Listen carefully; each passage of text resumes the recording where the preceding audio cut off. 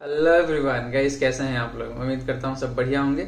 So guys, आज के इस वीडियो में हम लोग जो बात करेंगे टॉप 3 ELSS जो ईयर 2021 या फिर ईयर 2021 टू 2022 के लिए जो आपके लिए बेहतर हो सकता है। तो एक तरीके से एक इन्फॉर्मेटिव वीडियो है।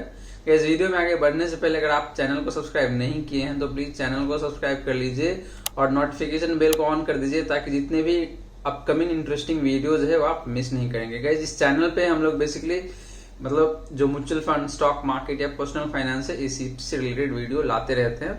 तो आप प्लीज नोटिफिकेशन बेल को ऑन कर लीजिए ताकि जितने भी इंटरेस्टिंग वीडियो आने वाले हैं आप मिस नहीं करेंगे, ठीक है। और गाइस, हाँ, अगर आप ये वीडियो देख रहे हैं तो वीडियो को प्लीज अंत तक देखें। भले ही आप जो इंट्रोडक्शन है वो मिस कर दो, कोई बात नहीं है, लेकिन जो आगे हम लोग बात करेंगे कि जितने भी पॉइंट्स हम लोग देखेंगे तीनों फंड्स के ऊपर कंपैरिजन के लिए, वो आपके लिए बहुत ही इंपॉर्टेंट है, तभी आपको अच्छे से समझ में आ पाएगा, ठीक है। तो गाइस, बढ़ते हैं वीडियो में आगे। तो गाइस, जैसे मैंने बताया कि हम लोग आज के इस वीडियो में तीन मतलब जो टॉप 3 ELSS है उसके ऊपर बात करेंगे। तो गाइस, आपको स्नैपशॉट दिख रहा होगा कि जो पहला आपका जो ELSS है वो है quant tax plan, and then है guys Bank of India Aqsa tax advantage fund, and then Mirae assets tax fund. तो ये तीन फंड है जिसके ऊपर हम लोग बात करेंगे और एक तरीके से डिफरेंट पैरामीटर देखेंगे और उस पैरामीटर के बेसिस पे एक कंपैरिजन करेंगे, एंड देन हम लोग फिगर आउट करेंगे कि सबसे बेहतर फंड कौन सा है, ठीक है। तो गाइस, इसके लिए जो हमने मतलब जो कंपैरिजन के लिए जो हमने पैरामीटर यूज किया है वो पैरामीटर पहला है आपका हिस्टोरिकल परफॉर्मेंस का, ठीक है। मतलब last 1 year, 3 year and 5 year में क्या परफॉर्मेंस रहा है इन तीनों फंड का। Then guys, asset under management क्या है इन तीनों फंड का। Then expense ratio, portfolio allocation, portfolio valuation भी देखेंगे इसकी, मतलब तीनों फंड में से वैल्यूएशन देखा जाए, क्योंकि गाइस आज के टाइम में मार्केट में बहुत देखा जाए तो अपने लाइफ टाइम हाई के आसपास ही चल रहा है, तो वैल्यूएशन भी देखना बहुत ही इंपॉर्टेंट हो गया है, ठीक है। तो हम वैल्यूएशन भी देखेंगे तीनों फंड का। देन देखेंगे गाइस कि पोर्टफोलियो ओवरलैपिंग कैसा है, ठीक है। एंड एट लास्ट हम लोग देखेंगे कि रिस्क कैसा, मतलब कौन सा फंड कितना रिस्की है आपके लिए, ठीक है। तो गाइस, यही आपका मोटा मोटी जो 7 पॉइंट्स है इस पे हम लोग डिस्कस करेंगे एंड कंपेयर करके देखेंगे तीनों फंड में सबसे बेहतर कौन सा है, ठीक है। तो गाइस, चलिए वीडियो में बात करते हैं आपका पहला पॉइंट्स का जो है आपका हिस्टोरिकल परफॉर्मेंस के ऊपर, ठीक है। तो हिस्टोरिकल परफॉर्मेंस के ऊपर अगर बात करें गाइस, तो यहाँ पे जैसे मैंने बताया कि हम लोग last 1 year, 3 year and 5 year का परफॉर्मेंस देखेंगे तीनों फंड का। तो गाइस, पहला जो है लास्ट 1 ईयर का परफॉर्मेंस का देखते हैं। तो आपको जैसे दिख रहा होगा, मतलब जो स्नैपशॉट है उसमें कि Quant tax plan, then Bank of India AXA, and then आपका मीरे एसेट, ठीक है। तो लास्ट 1 ईयर का देखे तो क्वांट टैक्स प्लान ने 91% का रिटर्न दिया है, बैंक ऑफ इंडिया अक्सा जो है वो 71% का, and then Mirae Asset tax fund है वो आपका 66% का रिटर्न दिया है लास्ट 1 ईयर में, ठीक है। सिमिलरली अगर हम लास्ट 3 ईयर का बात करें तो गाइस, क्वांट टैक्स प्लान है जो आपको 33%, and then Bank of India AXA and आपका मीरे एसेट जो है वो आपका 25% एंड 24% रिस्पेक्टिवली रिटर्न्स दिया है, ठीक है। सिमिलरली अगर हम लास्ट 5 ईयर की बात करें तो लास्ट 5 ईयर में भी अगर आप देखें तो क्वांट टैक्स प्लान ने आपको 25% का एनुअलाइज रिटर्न, गाइस हम लोग जो बात कर रहे हैं एनुअलाइज रिटर्न है, ठीक है। तो क्वांट टैक्स का लास्ट 5 ईयर का मतलब लास्ट 5 ईयर का जो रिटर्न है वो है 25% का, and then Bank of India AXA and Mirae Asset tax fund का बात करें तो गाइस 22% एंड 23% का रिटर्न्स दे रखा है, ठीक है। तो गाइस, अगर हम इस तीनों फंड का अगर बात करें तो लास्ट 1 ईयर का ले लीजिए, चाहे लास्ट 3 ईयर का ले लीजिए या फिर लास्ट 5 ईयर का ले लीजिए, तीनों ही केस में आपका जो क्वांट टैक्स प्लान है वो बाकी दो फंड जो है बैंक ऑफ इंडिया अक्सा या फिर आपका Mirae Asset tax saver fund दोनों को ही बीट कर रहा है, ठीक है। और गाइस, अगर हम कैटेगरी एवरेज की बात करें तो कैटेगरी एवरेज में आपको दिख रहा होगा कि लास्ट 1 ईयर का 64% है, लास्ट 3 ईयर का 18% है, लास्ट 5 ईयर का 16% है, ठीक है।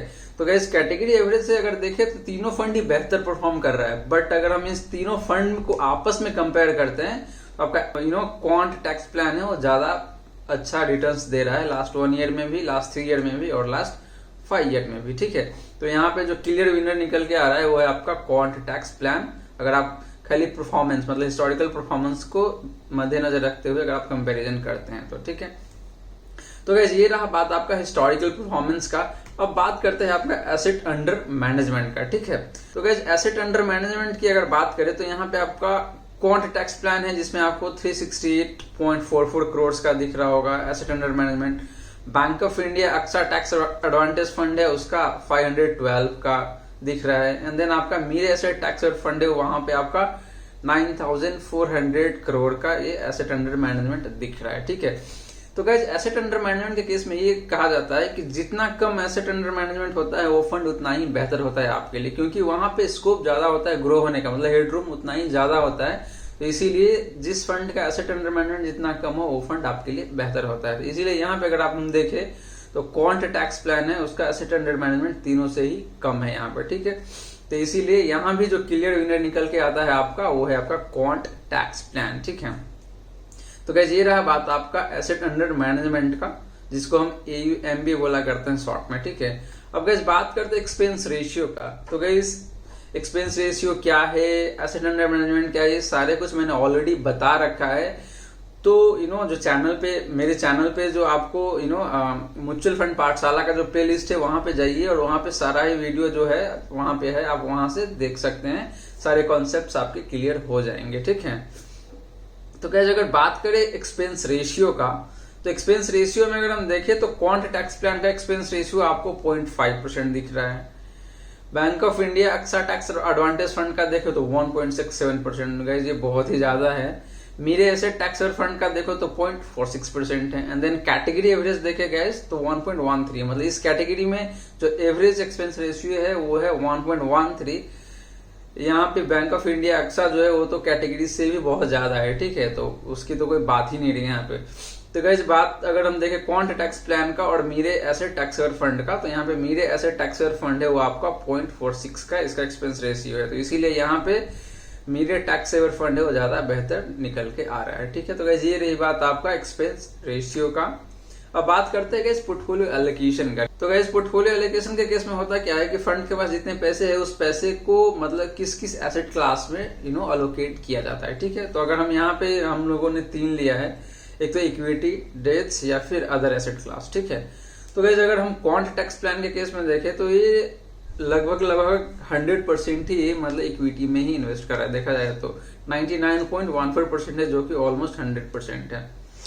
अगर बात करें गाइस डेट्स का, तो क्वांट टैक्स प्लान है और डेट्स में 0 इन्वेस्टमेंट कर रहा है और अदर में आपका 0.86% है। ठीक है, तो मतलब यहाँ सारा का सारा ही फंड जो है इक्विटी में ही इन्वेस्ट करता है। ठीक है, अगर Bank of India Aqsa tax advantage fund की बात करें गाइस, तो यहाँ पे आपका जो इक्विटी है उसमें 98.91 मतलब नियरली 99% जो है ये भी इक्विटी में ही इन्वेस्ट कर रहा है। तो यहाँ भी देखा जाए तो ऑलमोस्ट आपका 100% नहीं कह सकते हैं आप इक्विटी में जा रहा है पैसे। डेट्स में बात करें तो 0.11% एंड देन अदर में बात करें तो 0.98%। ठीक है, जो कि बहुत ही निग्लिजिबल है। सिमिलरली अगर मीरे एसेट टैक्स फंड की बात करें तो गाइस यहाँ भी 99.59% जो है इक्विटी में इन्वेस्ट हो रहा है एंड डेट में 0 है एंड अदर एसेट क्लास में 0.41%। ठीक है, तो गाइस यहाँ पे अगर हम तीनों फंड को देखते हैं तो गाइस तीनों फंड का जो कॉन्सेंट्रेशन है इक्विटी की तरफ बहुत ज्यादा है। ठीक है, तो इस हिसाब से देखे तो यहाँ पे गाइस तीनों ही फंड मोटा मोटी उसी सिमिलर जैसा ही दिख रहा है। यहाँ पे आप कुछ ये नहीं डिसाइड कर सकते एकदम मतलब कन्विक्शन के साथ कि नहीं ये फंड ज्यादा बेहतर है या फिर ये फंड ज्यादा बेहतर है। ठीक है, तो यहाँ पे ये तीनों को हम एक जैसे ही मान के चलेंगे मतलब इनके से पोर्टफोलियो एलोकेशन। ठीक है, तो गाइस ये रही बात आपका पोर्टफोलियो एलोकेशन का। अब बात करते हैं गाइस पोर्टफोलियो वैल्यूएशन का। ठीक है, तो गाइस सिमिलरली जैसे कोई स्टॉक्स का पी होता है या फिर आप कह लीजिए निफ्टी का पी है, इंडेक्स का पी या फिर सेंसेक्स का पी है, उसी हिसाब से हम देखेंगे यहाँ पे कि ये जो तीनों फंड है इस तीनों फंड का जो पोर्टफोलियो का वैल्यूएशन क्या है। मतलब यहाँ पे हम दोनों चीज देखेंगे, पी भी देखेंगे जो प्राइस अर्निंग रेशियो होता है वो, और दूसरा price to book value ratio है वो भी देखेंगे। ठीक है, तो गाइस क्वांट टैक्स प्लान की बात करें तो यहाँ पे अगर पी की बात करें इस फंड का जो पी है वो है 17.53। ठीक है, मतलब 17.53 के मल्टीपल पे इसका मतलब पोर्टफोलियो का वैल्यूएशन है। ठीक है, सिमिलरली अगर प्राइस टू बुक वैल्यू अगर देखें हम गाइस तो ये 2.37 है, मतलब देखा जाए तो मोटा मोटी 2.5 टाइम्स पे ट्रेड हो रहा है इसका सारा मतलब पूरा पोर्टफोलियो को एवरेज करके अगर देखें तो। ठीक है, सिमिलरली अगर Bank of India Aqsa tax advantage fund की बात करें गाइस तो गाइस इसका पी है आपका नियरली 41.2 मतलब 41.29 है जो कि बहुत ही ज्यादा है देखा जाए तो, ठीक है। Then price to book value की भी बात करें तो ये भी मोटा मोटी 7 के आसपास में है। सिमिलरली अगर मीरे एसेट टैक्सेबल फंड की बात करें तो यहाँ भी जो पी रेशियो है वो आपका 25.37 and price to book value जो है वो है आपका 3.85, ठीक है। तो गाइस मतलब अगर वैल्यूएशन को अगर दिमाग में रख के अगर हम बात करें तो गाइस यहाँ पे कौन टैक्स प्लान है वो मतलब तीनों फंड से सस्ते मिल रहे हैं, मतलब देखा जाए तो इन टर्म ऑफ वैल्यूएशन, ठीक है। मतलब ये सस्ता है, मतलब इसका वैल्यूएशन बहुत ज्यादा नहीं है क्योंकि 17.53 इसका पी रेशियो और प्राइस टू बुक वैल्यू अगर देखें तो 2.37 है, जो कि ठीक है। मतलब 17-18 पे बहुत ज्यादा नहीं होता है, ठीक है।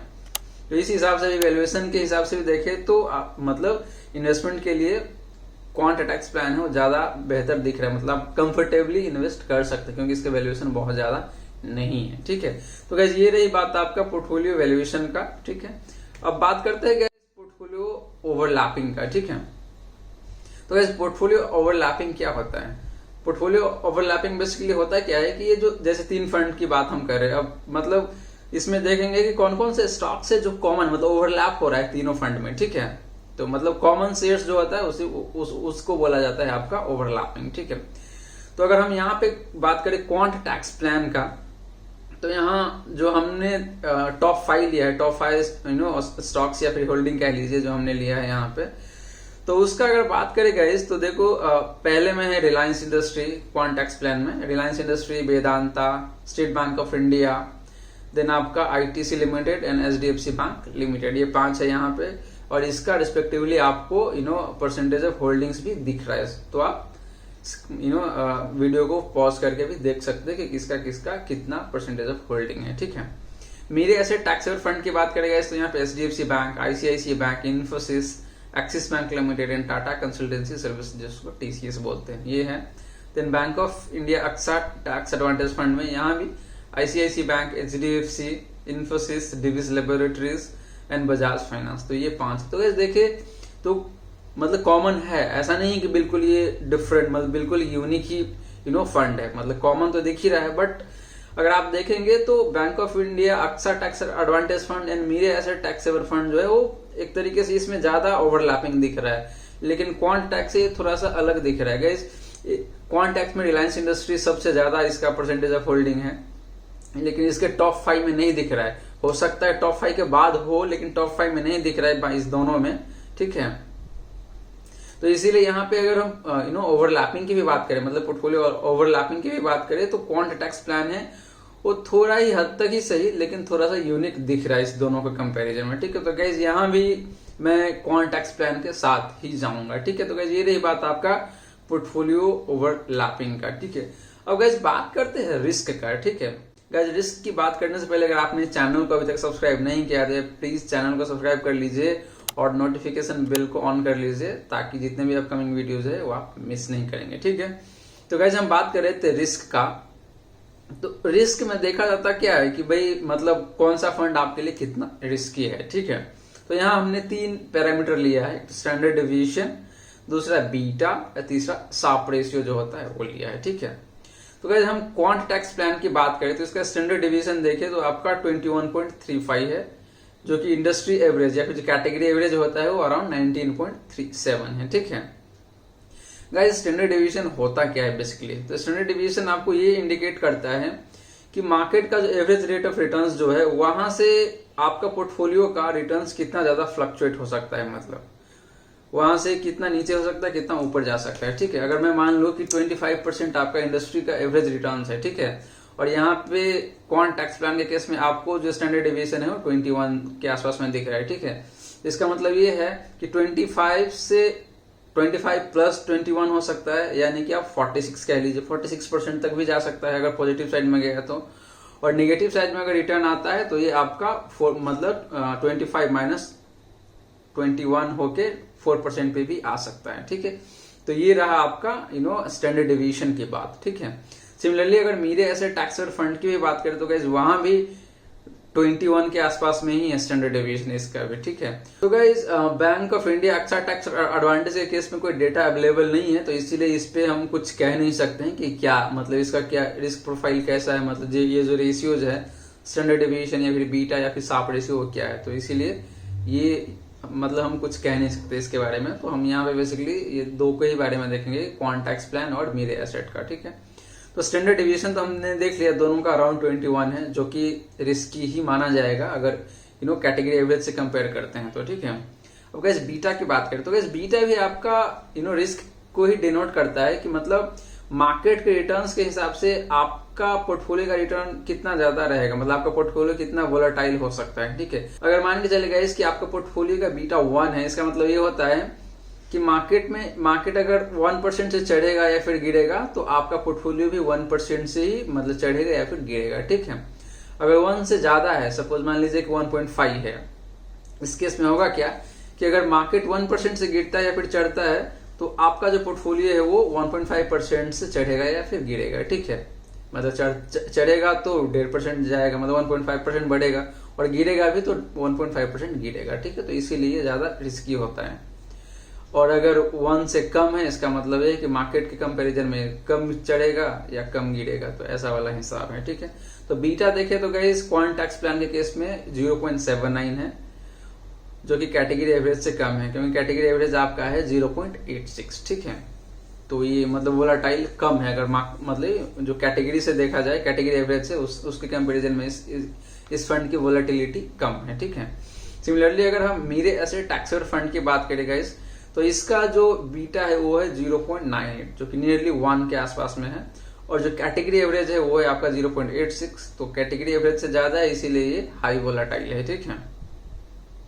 अब गाइस बात करते हैं शार्प रेशियो का, ठीक है। तो शार्प रेशियो यही बताता है कि आप मतलब पर यूनिट रिस्क कितना ज्यादा रिटर्न्स आप बना के दे रहे हैं, मतलब जो भी आपका फंड है उस फंड में मतलब अगर 1 रिस्क लेता है तो 1 रिस्क के कंपैरिजन में कितना एक्स्ट्रा रिटर्न्स बना के देता है, ठीक है।